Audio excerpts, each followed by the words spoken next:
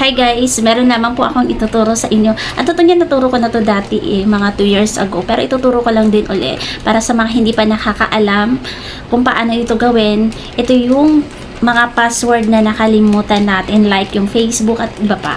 Ngayon guys, kung gusto nyo malaman kung paano to gawin, tara, samahan nyo ako dito sa aking vlog.